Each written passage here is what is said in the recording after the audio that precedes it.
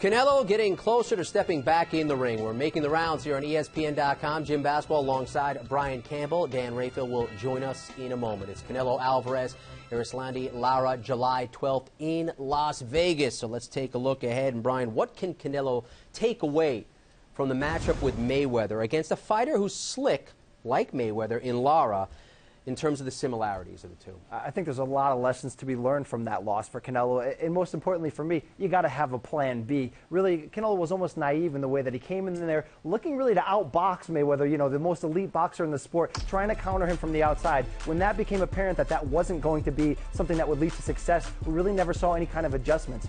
Canelo cannot fall for that same kind of trap this time around. He can't think that he's going to clearly and just outbox Lara from start to finish. There needs to be more wrinkles in this game. There needs to be a backup plan if things don't go his way. And look forward to it. Look forward to see how boxers adjust from fight to fight, even in fight. And ESPN boxing insider Dan Rafael, let's look at some common denominators here. They both have wins against Alfredo Angulo and Austin Trout. What can we learn from those victories? I don't think we can learn a whole lot. And the reason is because if you take a look at the way that those fights went, Canelo had a very tough time against Austin Trout. It was a great victory for him, but a lot of people thought he lost the fight. It was a real tough night. But against Angulo, it was all Canelo. Total domination from start to finish until he stopped him. Now, if you take a look at the fights that Erislandy Lara had against those opponents, he had life and death with Alfredo Angulo until he stopped him late in the fight.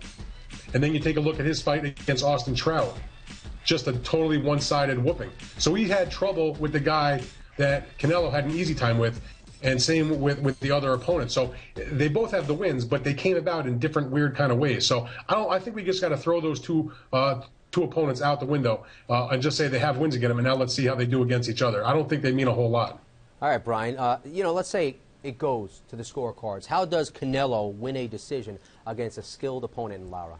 It's going to be by being well-rounded, Jim. I think if you're Canelo here, you got to take a little bit of what was good in his victory over Austin Trout, where he counterboxed from the outside, and a little bit of what was really good about what he did against Alfredo Angulo when he was the puncher, when he walked him down from start to finish. If he can mix up these two styles, I think he's going to have success, because when we see Erislandy Lara at its best, it's when he has an opponent who's coming forward, putting a lot of pressure on him. Lara can use that slickness to counter and really control the fight. I think Canelo's going to have his moments when he does rush, when he convinces the judges that he did enough in those rounds, but it's going to have to be a mixture of both, because you can't allow Lara to really get in a rhythm and get comfortable. He's just too skilled. You're just looking to see Canelo diversify his game plan a little bit.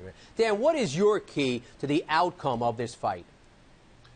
I think the most important thing, and it's really on Canelo because it's his show and he's the star, is that he has to show that he can deal with the slickness, with the quickness, with the defense that Lara possesses. You know, Lara's a really good fighter. He's not Floyd Mayweather, though. He can be hit.